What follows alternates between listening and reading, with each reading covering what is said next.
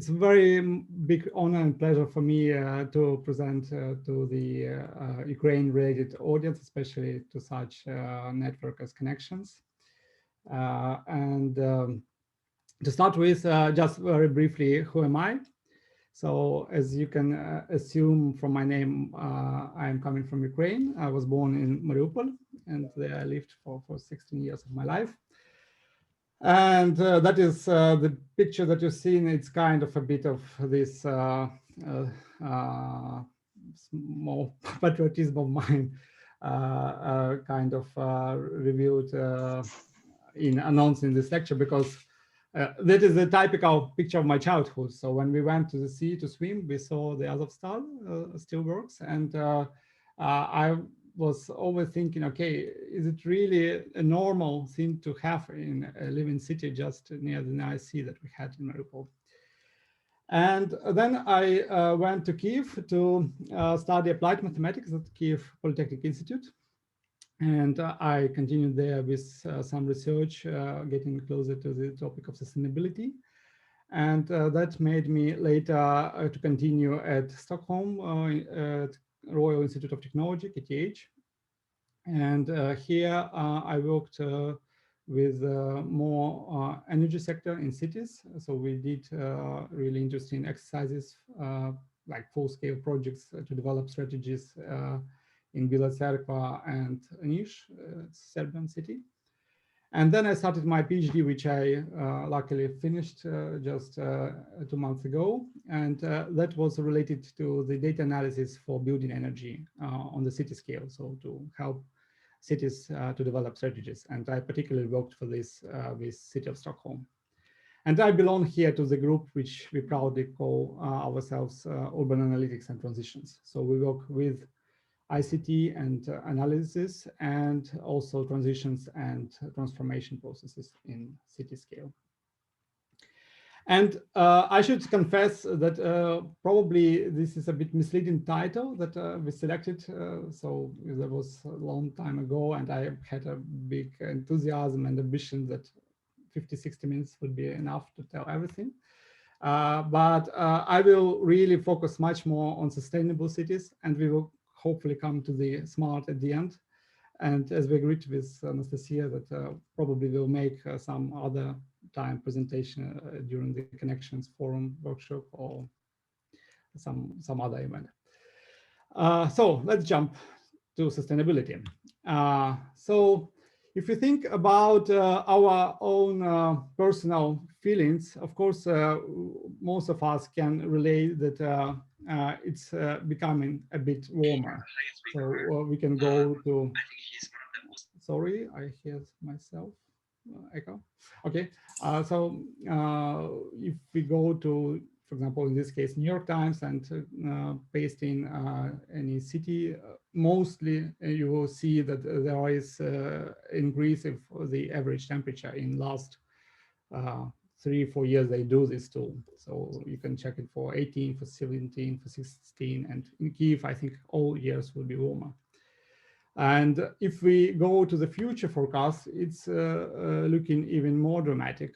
So for case of Kiev, again, you can see that the best case scenario, it's something like 3 degrees in average that we will get in 2100. And this kind of illustrates the overall trend that we have that is called climate change. And here you can see the graph of temperatures in industrial epoch, since we got James Watt inventing his steam machine and later. And the rapid increase started in the second half of 20th century. So here is the data for 2017, and we have different scenarios. So in climate studies, and here I should confess more that I'm not a climate scientist, right? I'm even not an energy scientist. I'm applied mathematician working in this field for the last 10 years. So that's how I feel myself in this area. But I sit here in Sustainable Development Department. That's why I am kind of influenced a lot by the folks around me. So I represent a lot their thinking about this. And so we often discuss different scenarios. And We have such scenarios as business as usual, and that is what happens if nothing is changed. And then we have different options. What would be happening if we do this or that, or if we are lucky or not lucky with something.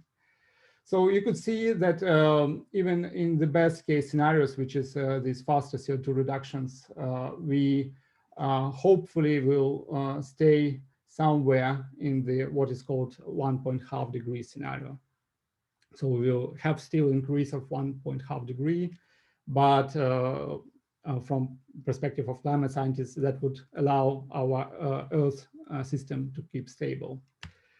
And why CO2 is so a central gas in this story, I think I tried to make it more evident, because I think when we were talking every time when I come to Mariupol or to Kiev or any other Ukrainian city, very often people don't relate to it.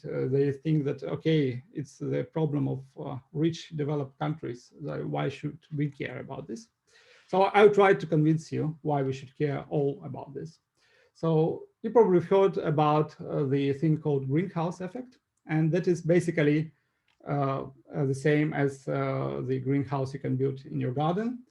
So you have a very thin layer, somewhere 11, 15 kilometers, I think, and above, which consists of different gases. And usually these are clouds that we see, but maybe some other gases that we don't see as well.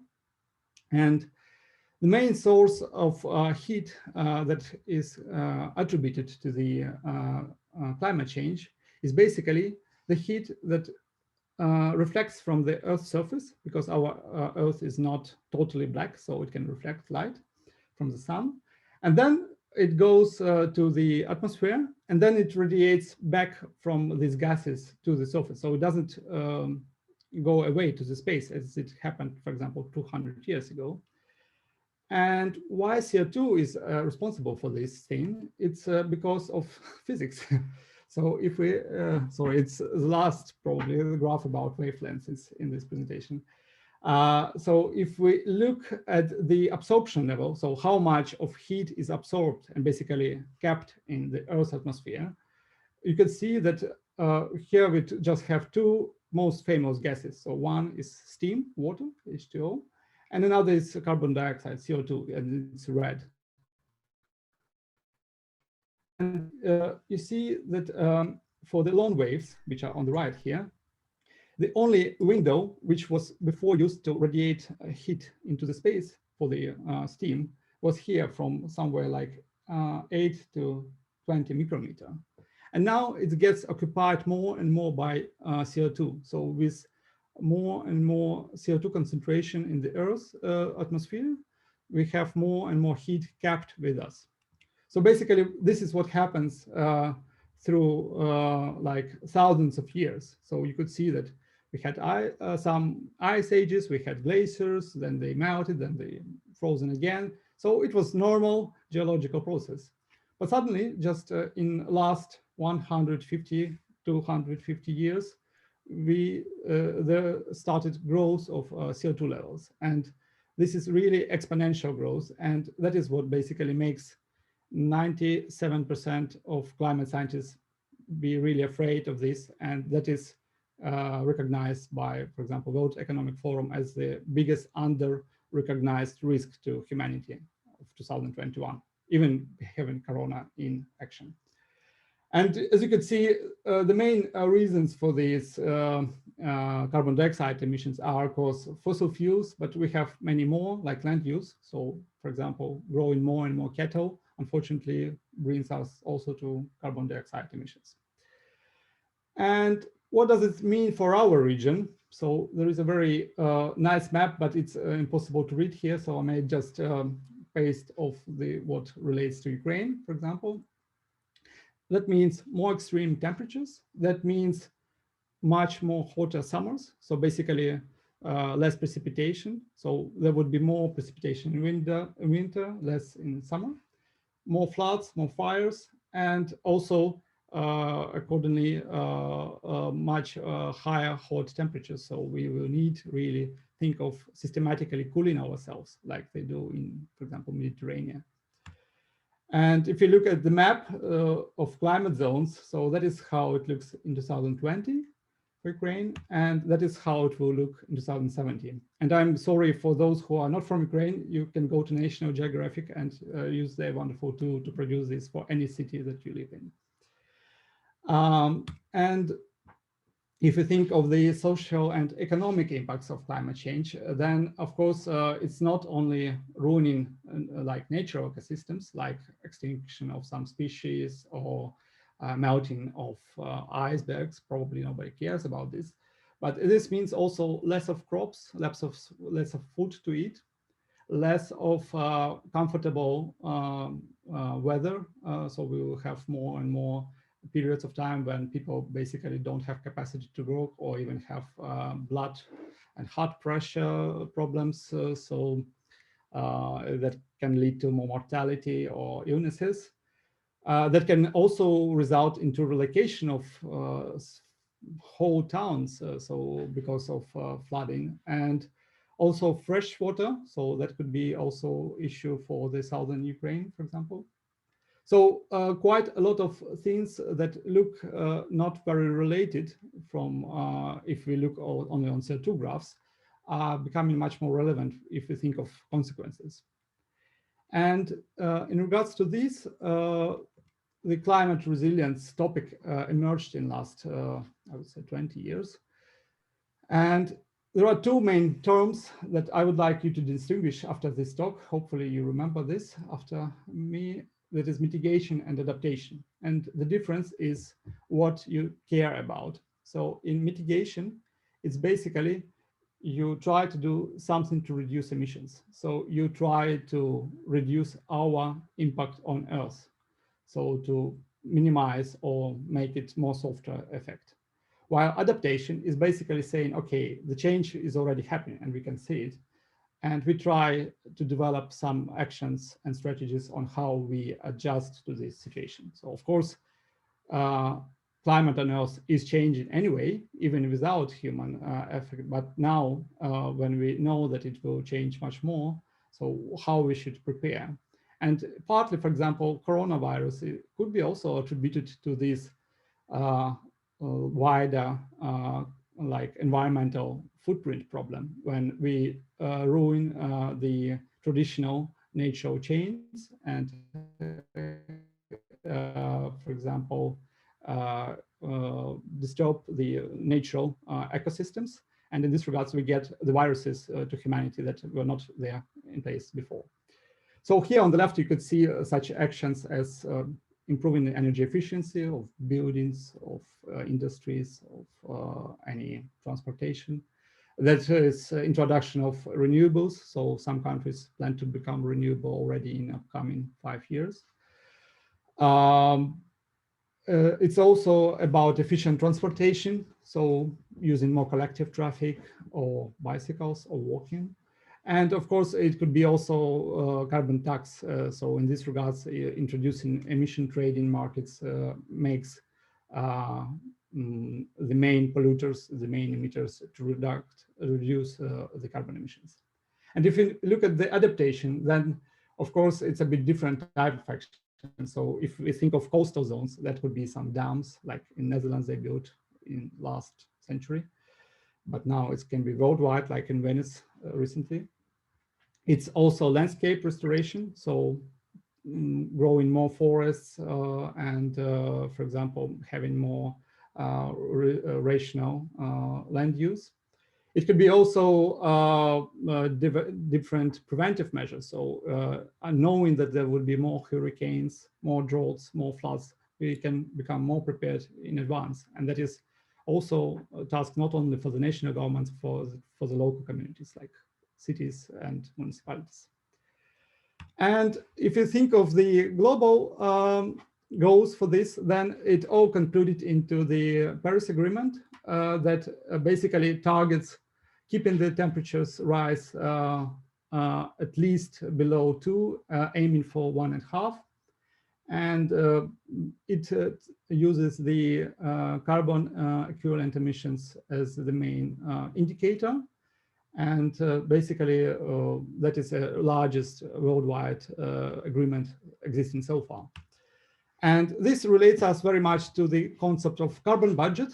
So that is another useful concept when you think of also municipal climate plans. So if you think of how much carbon footprint is left for you to emit, that is what carbon budget is about. So here you could see that the orange is basically what is consumed, and the blue one is what is remaining. So it's looking pretty unrealistic. And I think many countries don't take it still serious, just saying that we cannot really afford this. But some countries, luckily like Sweden, where I'm living now, they try really to follow these targets and even come a bit in advance so that they could help other countries to go further.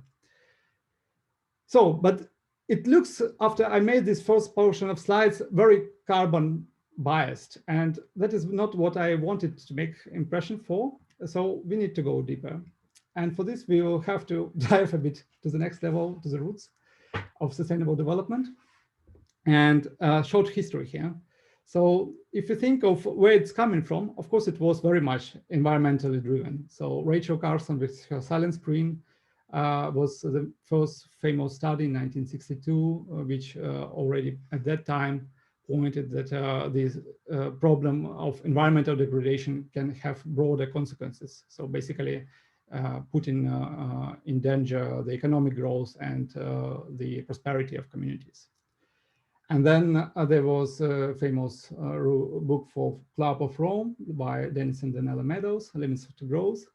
And that is where this concept of world system appeared, when there was recognition that world is all connected. And basically, if you have some system collapsing, it can have effect on everybody. So this idea of global equilibrium appeared.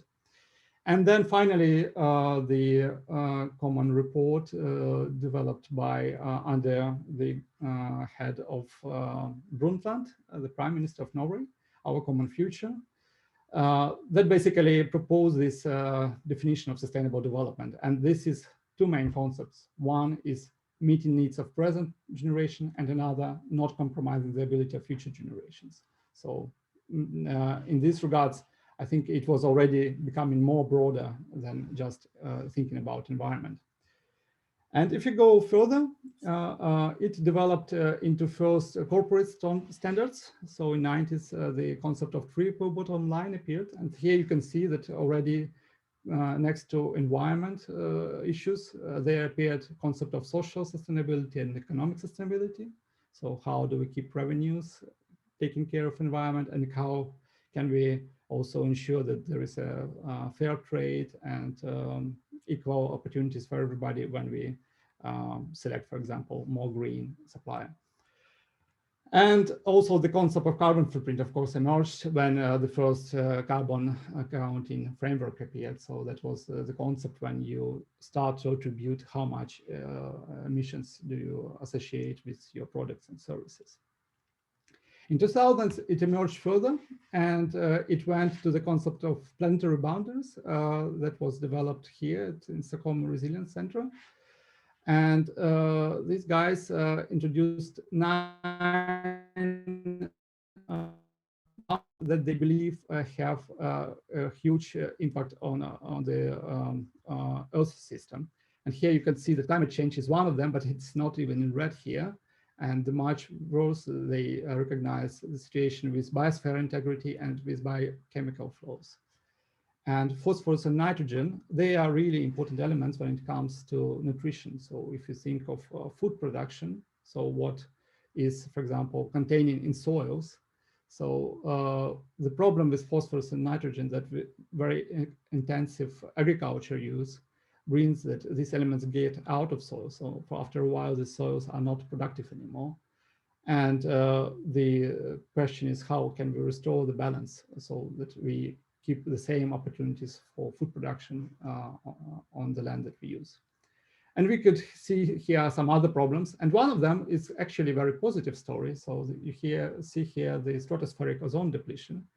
And you probably remember, at least I remember, I was a child at the time, but there was this concept of ozone holes, and that was strictly connected to these CFC gases. I don't remember, chlorine, I think is the correct name for these gases. So basically it's freons that we had before in old fridges. And then there were global efforts on reducing these harmful gases that deplete ozone layer. And basically it was solved. So we could see there is a green indicator here on these planetary boundaries. But you could see that here, this concept is still coming back very environmental. And to compensate for this, just 3 years later, Kate Revers, the Oxford economist, introduced donor economics. And this is where planetary boundaries, the environmental boundaries, they are met with societal boundaries. So you could see that you get in result as a donut. So from the inner layer, you have the societal economics problems, and on the external layer, you have still the environmental problems. And this is how if we come back to this triple bottom line approach, when we try to connect the environmental issues with the development issues, because if you think of the perfect environmental situation for the Earth, then probably it's just non-existence of humanity, because then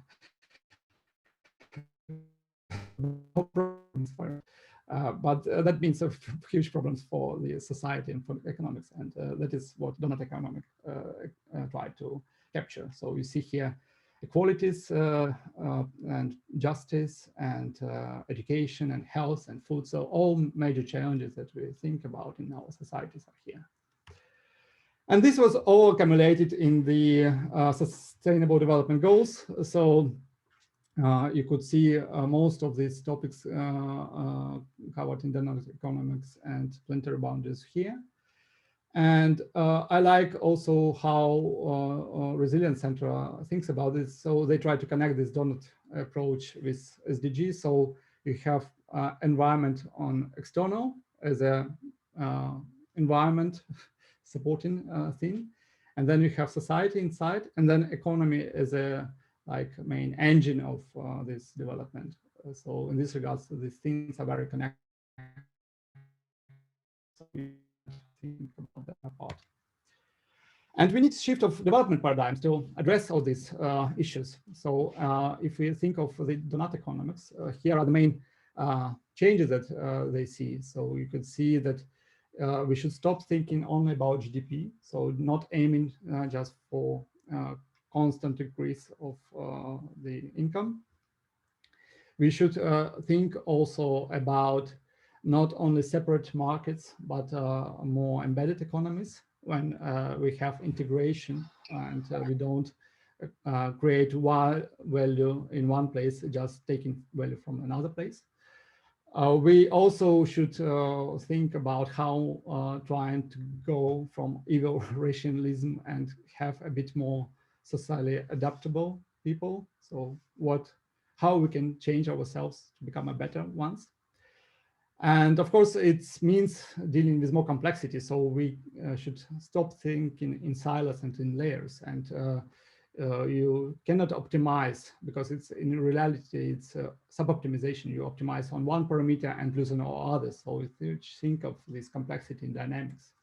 And of course, it's a lot of challenges in means of science, for example, because it's nonlinear processes that it's hard to forecast, and you very often cannot foresee the effect. So you know the butterfly wing effect when you make one small change and then have huge change on exit. And then, of course, it's also about introducing some things by design. So you could have more fair distributions, and you have more of regeneration. For example, if you introduce the forestry business model, how do you make it included so that the forests are regenerated in the business model for forestry in your country? And back to the number one, I think it's the repetition that addiction to growth is what also makes things develop in a very wrong direction sometimes. So growth is not sometimes what we really want. We want sometimes quality of life, and it's not always the growth. And how do we do this? And this is where we come closer and closer to cities. It's of course about how do we enable these changes? Because one thing is to have targets, and everybody agrees that it would be nice to have fair distribution and more connected economies and thinking about everything in an integrated manner. But if we think, okay, how now we locally come and do change. So this is a very nice picture that highlights some key issues. So it's about involving more and more citizens and making people communicate about these issues and co-create solutions for them. It's about economy, developing new business models and making investments that do make changes. So do not invest in the same solutions that created these problems, trying to change the structure of investments. It's also about, of course, using the technological development. So in this regard, smart is what enables lots of things. So we can start measuring things that we could not measure. We can start control things in a better way.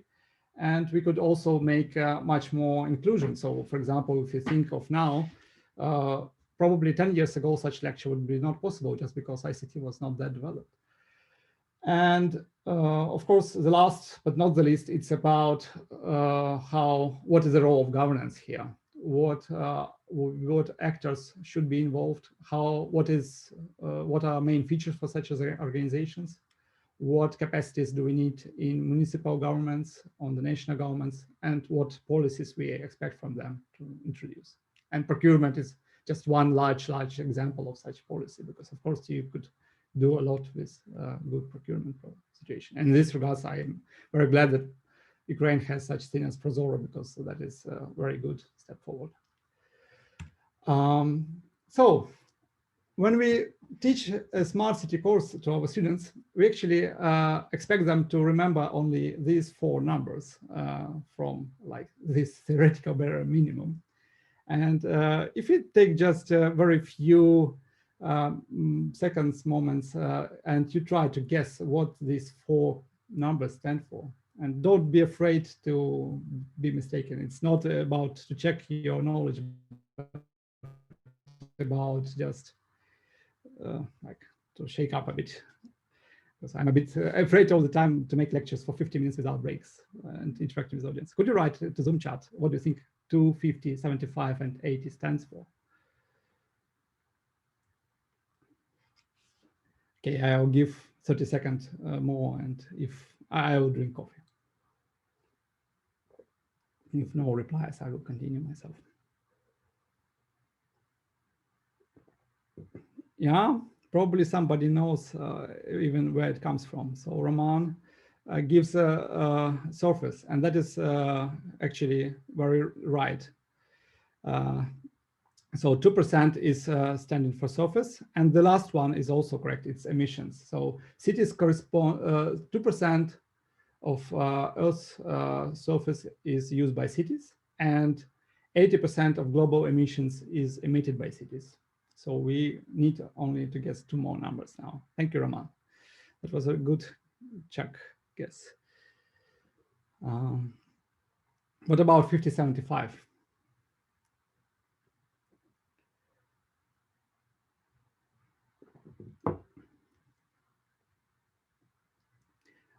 Okay, so 50 stands for,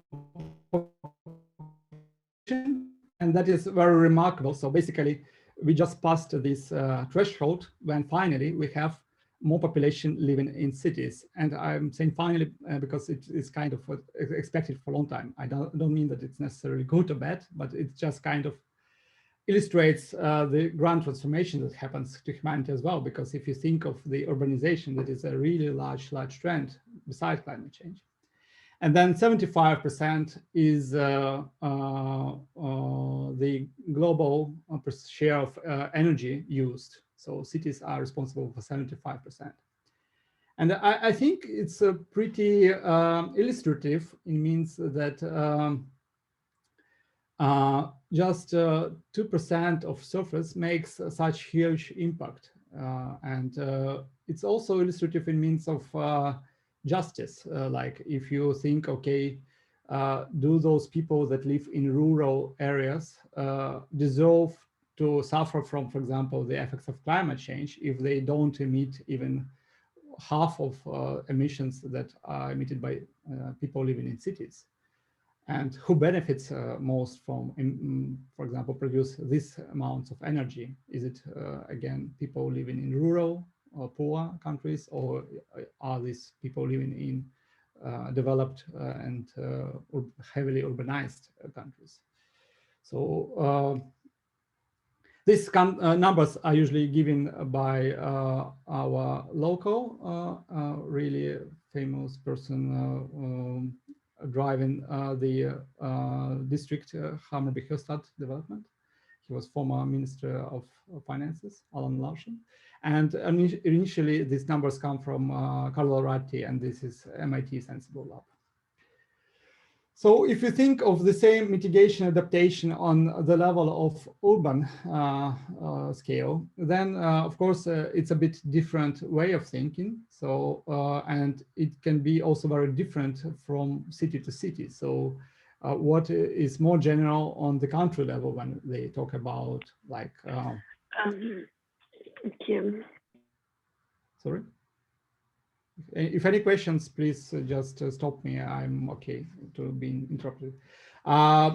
So if we think of cities, then of course, from city to city, you would have different solution on how you should reduce your carbon footprint and also how you should prepare, for example, to climate change. And for example, for Stockholm, we have one of the major connection points basically between south and northern part of the city, and it's called Slussen. And this is a nice example. Basically, it's an adaptation measure. So they reconstructed partially because on the right, you have Baltic Sea, and on the left, you have Lake Mellerin. And the difference is something like 80 centimeters. And to have internal Mellerin Lake basin protected from flooding, they rebuild this sluice. But it's also integrated to fix the problem of mobility. So they totally remake this Södermalmstorg place. And instead of making a place where there are usually traffic jams in rush hours, they try to make it a really vibrant public space. And they also try with this introduce some novel architectural solutions. So for example, this main bridge, it's called Golden Bridge, very non-typically for Scandinavia to have really bright. So that was also kind of development to make a new, rethink the very famous city in the place. So that is an example of how climate adaptation measure can be used also to look at other urban challenges. And if we look at the report, The Future of Cities from JPI Urban Europe, you have very usual suspects here, right? It's segregation, it's health, aging, how to provide quality of life with services, how you solve mobility, footprints, and housing. So nothing new really, right? But here, I think it's really important what each of us makes under this term of sustainability. So one more interaction for you. Let's go together to menti.com and try to think very fast, like just first associations, and answer what makes city sustainable to you. And basically, I think it would be really good that you don't listen to me about this and just learn a bit more from answers that your peers say. Because I'm not in any way wiser here. I'm just, I picked this topic and wanted to discuss it with Connections community. And I will put on the screen the browser so we could see the answers in the leaf. You could use your mobile phones as well if it's more convenient for you.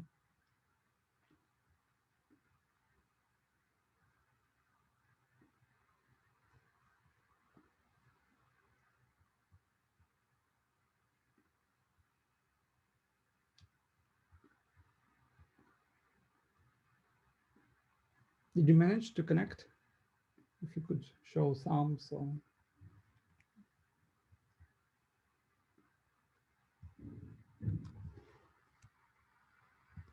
Yeah, I think we are. I even sent the link, so yeah, we can continue. Good. So I will continue, and we will then come back to these answers maybe a moment later. I will, oh, sorry, I did wrong way. Yeah, you see my screen now again. So I will just go on and think about, talk about some typical solutions that we have here. So one thing that we already touched a bit is, of course, integration approaches. We should think more of connecting things. So not thinking about the culture separately and ecosystem separately and mobility separately and energy separately and education separately. So, and this is example that I picked for the ecosystem services. So you could see that they have different functions. So they could be cultural. So you could use it just to have nice meditation in the morning, or you could do morning jogging. You could think of ecosystem services as a place where you get resources from, and you could grow some plants, or you could also have some animals, or you could just pick water from the lake. And then it's also about regulation. So it's a very interesting function that we are usually not very much aware. But for example, if we think of erosion, then having some trees and slopes really helps regulating this process. Or if we think of the sewage of the draining water, then again, like having more greenery to stop the water, it allows to regulate and reduce the stress on the sewage system. And supporting it's also in means of how we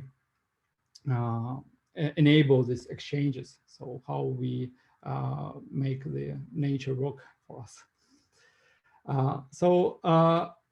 This all started in means of urban scale analysis in the same time as Silent Spring and Limits of Growth, so 70s. And this is an example of material and energy flow analysis for Brussels in early 70s. So you could see, I'm not going to get in details, but basically you could see characteristics for the flows, for emissions, for energy amounts. So to characterize what's happening in this urban natural technical system. And then later the concept of urban metabolism emerged, and that is the idea pretty close to what you see on the left, but the development was that you think of the city as an organism, as a living body. And as a living body, it has some intakes, it has some outputs, and it has some metabolic flows. That's why it's metabolism. And basically, this is a part of industrial ecology science domain that takes care of analyzing and counting and understanding how do you think in loops in city. So, and this is a very simple example of what is called cradle to cradle concept, when you start with some material and then you produce the product and then you use it and then you degrade it. And it could be on the biological cycle, if you think of traditional products. But if you think of services, then it could be a bit different in means of technical cycle, but the idea is the same. So it is in contrast to what is called cradle to grave, when you don't think about the product after its end of use.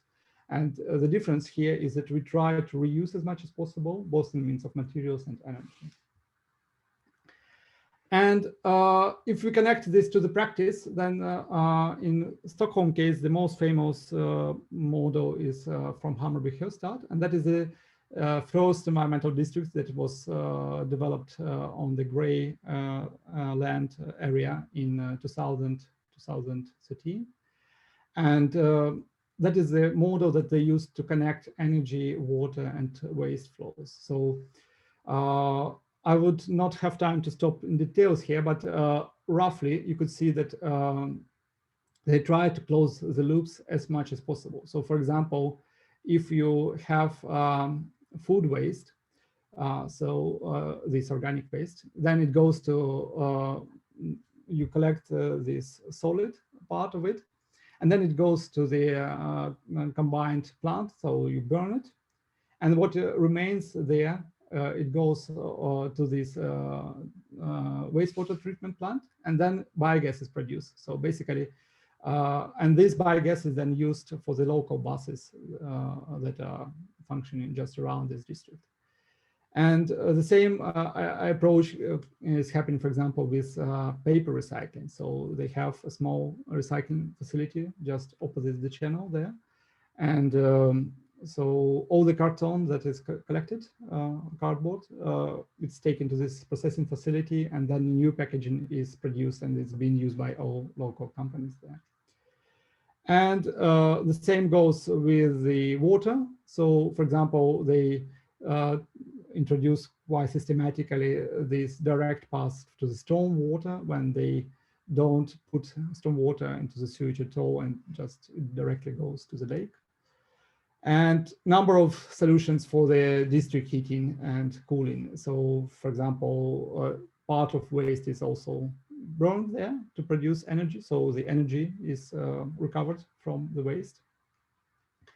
And also it uses actually the lake for the water heat pump, so that you use the energy from the water to heat up your building, and also for cooling. So it can be used double directions.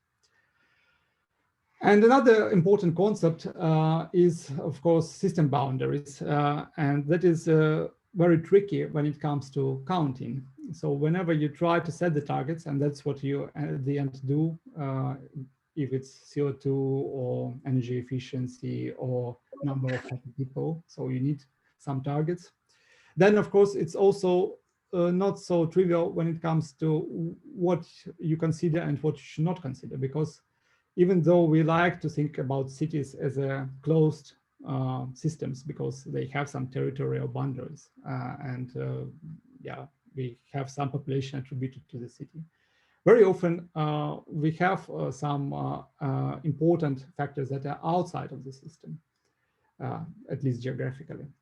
So, and I took this very typical example for the greenhouse gas emissions accounting, because they have very strict the scope 1, 2, and 3. And you start with scope 1, and these are direct emissions. Basically, if I'm sitting in Stockholm city and I want to calculate the emissions from Stockholm city, so I take only the companies that are owned by the city and start to look at the process that happened there. For example, if we have a district heating plant or municipal buses, then we look at how much do they emit.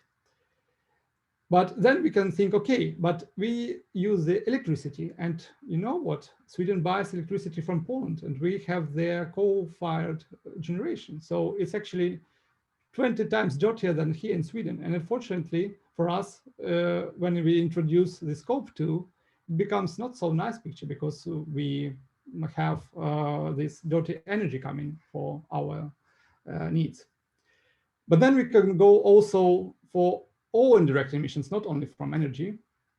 And the classical example here is, for example, goods. So if you think of the Tesla car, it's very nice when you think, okay, how much it emits directly. It can be also quite nice when you think of energy used for Tesla cars. So you can have a photovoltaic battery and it charges your car and everything is nice. But then if you introduce scope 3 and start thinking, okay, but where do these batteries come from? They come from African country where people are not paid, and basically the mining deteriorates their land, and basically the next generation, they would be not able to live in this place. Then it becomes not so nice for such very green product, as I'm not saying a particular brand, but any like nice non-emitting device that we use in a rich developed country. So that is why if we want to have global effect, we need also sometimes start thinking not only locally but globally, because even if it is really hard to count and it's really hard to change your mindset, these effects are all our lives when we start thinking in these global scales. So scope 3 is a nice example of this. And just to illustrate that it's not so easy for us here. So this is how CO2 emissions are counted for each person per resident in Stockholm city. So just in the same city, you have here, you can see like something like 2.5 tons. And suddenly on the right, you have 10 tons. So where this 4-time difference comes from. So it's exactly coming from this scope 1, scope 2, scope 3. So you could see that if you think of what is on the left, when city counts, they include heating in buildings, they think of electricity, so all appliances that we use. And then they include transportation. Of course, transportation is hard to change because still we have lots of fossil-free cars even here. But if we start thinking, okay, what about food that we eat, where it comes from, or clothes that we have on ourselves, or if we travel to Canary Islands for a vacation, so does it count for Canary Islands that we come there, or does it count for the Stockholm resident that we go there?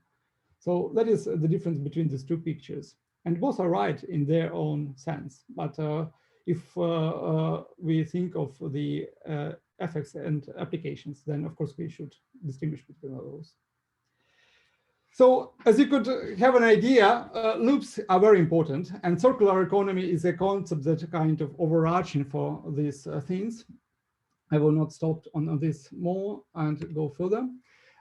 For example, so one of the good example for circular economy, it's the sharing models, and we have a very nice project that just ended called Sharing Cities.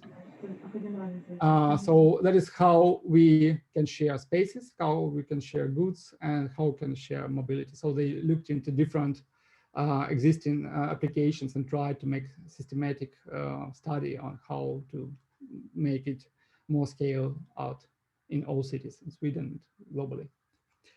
And what we can see that we are talking all the time here about not a particular nice product or service, but we are talking about systems innovation. So how we can transform the way the cities operate, basically how we fulfill these societal functions. And visually, it can look very simple. It looks like, okay, you just should take away cars and you should plant a bit more trees and put some more people, put them in the street, and you solve the problem.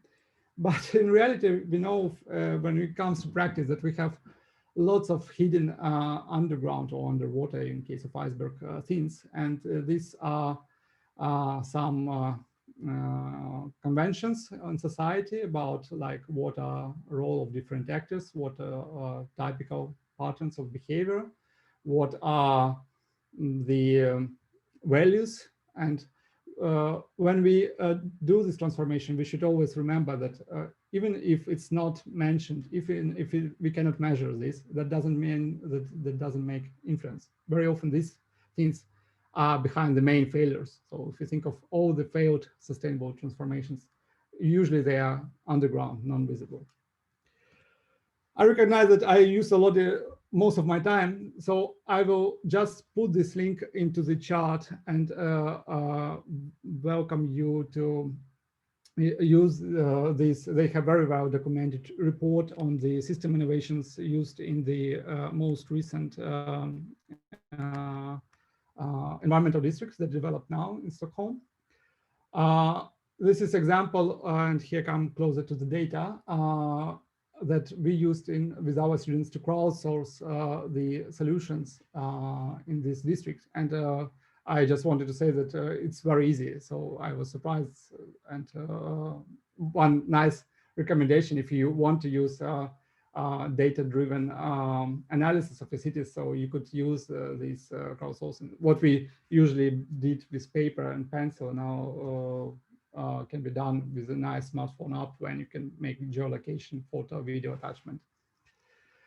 And if you think of the systems, then of course it's not only natural, technical, and social systems, but it's also information flows and different organizational structures. And here data starts becoming a tipping point. So if we think of the major characteristics of changes, what is changing? So we have more and more wireless coverage, very high connection throughput, 5G already somewhere in places, 4G in many cities. We have very cheap storage and computational power, and lots of cloud solutions, so we can have really data available very close to us, and also lots of sensors being carried by everybody here.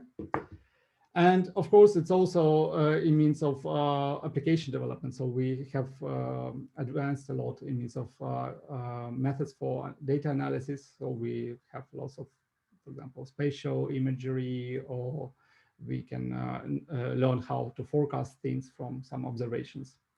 So if you think of the main sources of data in cities, these are four main types. So these are remote sensors, in situ sensors, so in place. These are transactional data, the most traditional one, and citizen generated. And in means of areas, basically, you name those. You can have any domain in the city covered by the data. So it's can be discussed, each of them, for an hour. But what I would like to stop on is one concept is open data. And why it's important, because we all the time return to these transformations and system innovations. And we need transformations not only in our technical or societal solutions, but also in the way how we govern cities. So, and data can be a great enabler in this regard. So you can use data for good. You can make things more transparent. You can enable more participation through digital tools. You can make more innovations running if you deliberate data. And you can also have much more efficiency with the policies and legislation that you introduce, because you can make data-driven. Yeah, I will write Shahidi. It's a question.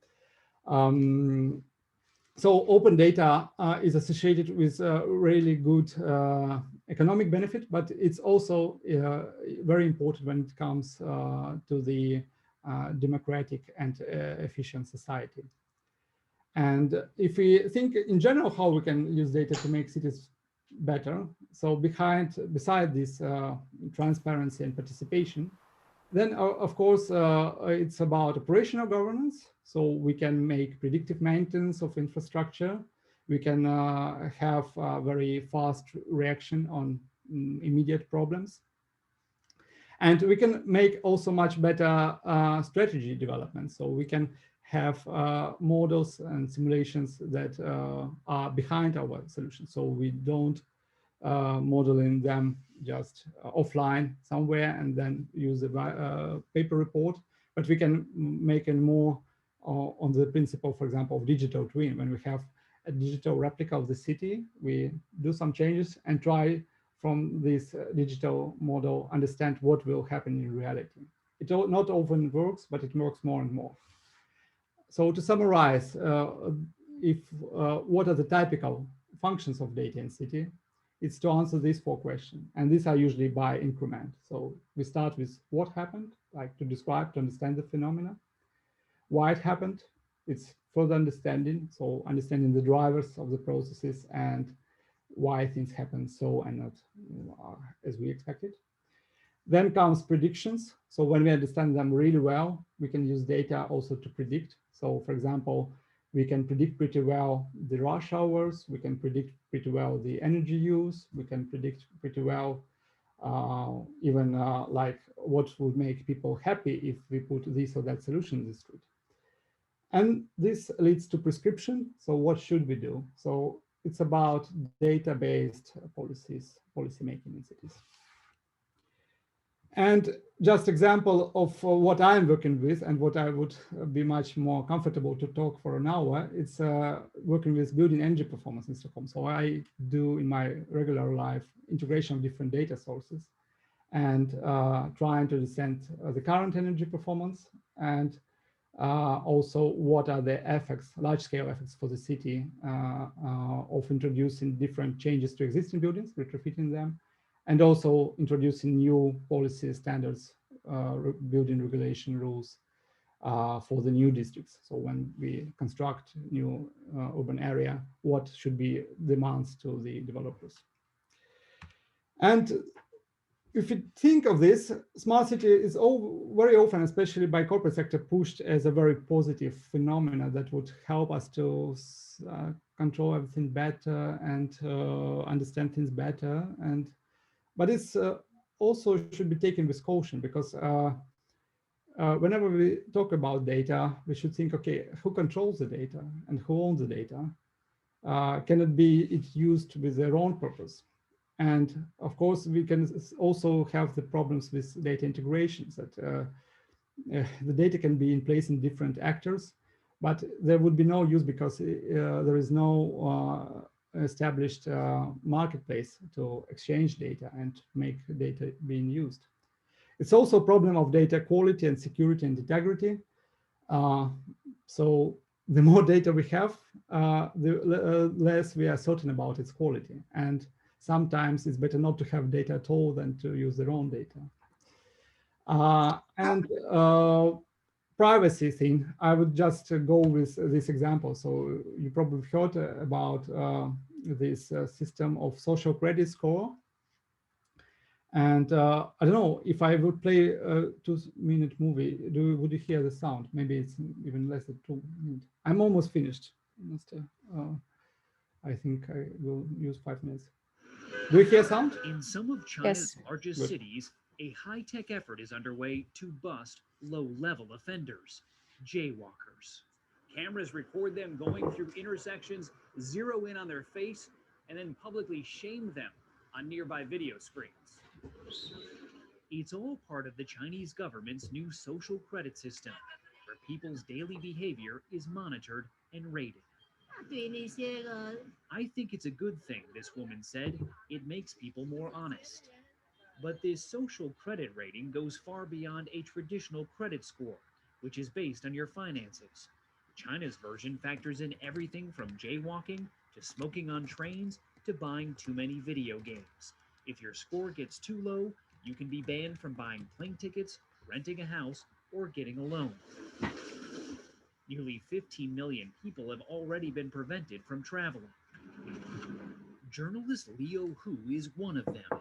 He recently tried to book a flight but was told he couldn't because he was on the list of untrustworthy people. I can't buy property. My child can't go to private school, he says. You feel like you're being controlled by the list all the time. It can recognize more than 4,000 vehicles. Chinese technology firms such as SenseTime are helping the government effort by developing advanced cameras that use artificial intelligence to track just about everything. This knows every person, every bike, every car, every bus that goes through the frame. You can tell whether it is an adult, a child, a male or female. Police in Beijing have been wearing these glasses that can recognize faces linked to the government's national database to help boost arrests. How advanced is this technology? This is cutting edge. Wu Fei is CEO of a company that makes the glasses. He claims he doesn't know how the government intends to use his technology. I have no idea. Really? Yes. Do you trust the government the way they're using your technology? Sorry, I can't answer this. You can't answer that. This is the outside our scope of questions. The fear, of course, is that the government may use this social credit scoring system to punish people that it deems not sufficiently loyal to the Communist Party. And trying to clear your name or fight your score is nearly impossible because there is no real due process. Jeff? So, as you could see, smart city can be having very different attitude to the citizens in the city, and we should be aware that it goes in very different directions across the world, and we cannot be sure that, for example, Scandinavian approach would dominate in the end, or American approach would be dominant, or maybe Chinese approach can be dominated in the end. So in this regards, we should be also very careful and responsible with making these solutions in city, because what you think you would use with a good purpose, you cannot ensure by default that this solution cannot be used by some bad purpose by some other user, like policymaker later in 5, 10, 15 years. And the last but not the least, I wanted to illustrate also that we have also this issue of human agency. So if you think, so this is a very nice example that I like, moral machine, that you can think of the choices that artificial intelligence driving the car should make. So which lane it should take. So you could take this test later. But I could bring another example of a smart building that optimizes its performance in a way that it's the most efficient. So it sets to open curtains, close curtains, open windows, or like intensify ventilation, close ventilation. And the question is, to which extent do we want to leave freedom to the user? How much freedom do we want to live in the city where everything is operated automatically?